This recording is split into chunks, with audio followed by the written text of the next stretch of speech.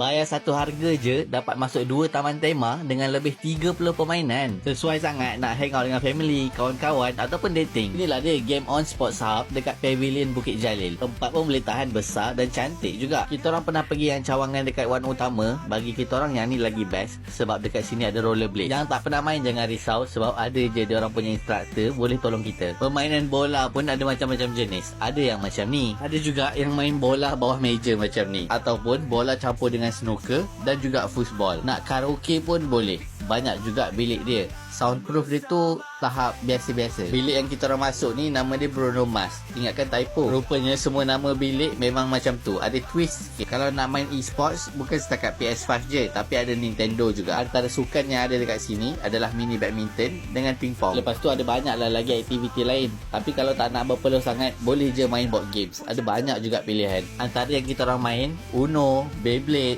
congkak, banyak lagi lah. Untuk kanak-kanak pula, korang jangan risau. Sebab pembelian tiket ke Game On memang dapat free masuk ke OMG Playland dekat kedai sebelah. Playground ni best juga sebab dia macam bandar kecil. Ada balai bomba, ada balai polis, ada salon, macam-macam lagi lah. Okay, bye.